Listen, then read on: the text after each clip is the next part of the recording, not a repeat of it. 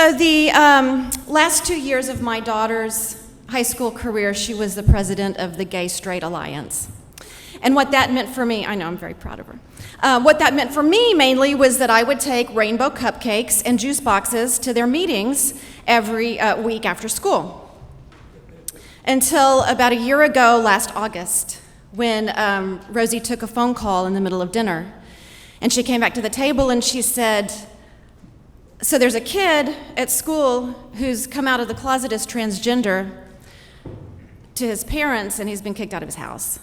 Can you pick him up tomorrow morning, Mom?" And I said, "Sure, okay." So the next morning, Rosie had to go to work. I got in my minivan and I drove to the designated suburban park. And there was this young man sitting there with all of his worldly possessions. And I got out and opened my trunk, and he came over and he offered me a handshake in a very shy manner, and he said, "My name is Lucas, and I prefer female pronouns." So what that means is that Lucas would like to be known as her and she. And I said, "Okay, I can do that." And I did, and it wasn't hard. And then Lucas got in my front seat, and she said, "Can I ask you a question? What do you think of the name May for a girl?" And I said, "Oh, I love the name May." And she said, "I think I'd like you to call me May." And so I did. And I took May to breakfast. And over breakfast, I got to hear all about May's heartbreaking existence as a transgender individual in a very uptight home.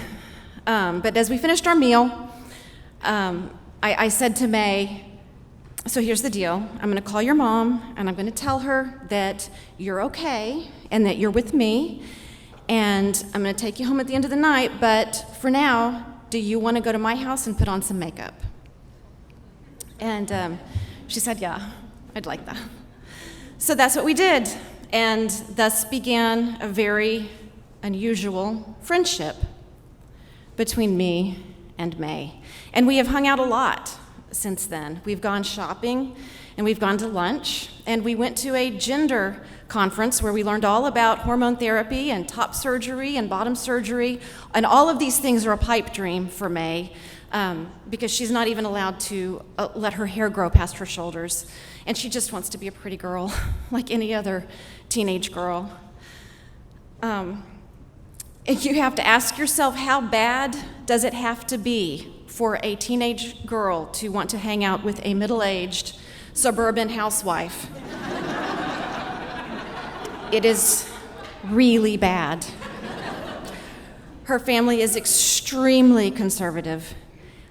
She has gone through Christian counseling. She has gone through conversion therapy, which is horrific. She has been abused physically, emotionally, and verbally by her parents, and CPS has been called, not by me, by a teacher who was alarmed by some of May's writings. But Dad is a cop, and CPS decided not to pursue those allegations. And I tell you this not to justify my helping May against the wishes of her parents, but because, to be frank, I am conflicted. I am deeply conflicted. As a parent, I am conflicted. Her parents have no idea.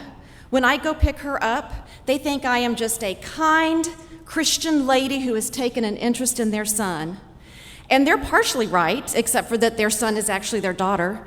And I am a Christian lady, although I'm more a Jesus Christian and not so much a Fox News Christian.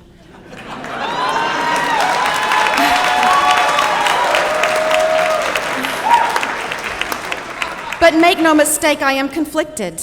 They would be mortified to know that I have clothes in my closet for their son, May. They would actually probably literally kill me if they knew. So I'm conflicted, but I do it anyway. Because I've learned a lot in being with May. And one of the things I've learned is that a transgender individual who is not supported, has no support system, has a 40% increased risk of suicide. 40%. And in this respect, May is not extraordinary. I spend a lot of time trying to convince May that her life is worthy. And we count the days until she turns 18 and she can become the woman that she is meant to be. I know that our stories are supposed to have a beginning and middle and an end, but mine doesn't. I'm sorry. And that's because it is my deepest hope that for May, this is just the beginning. Thank you.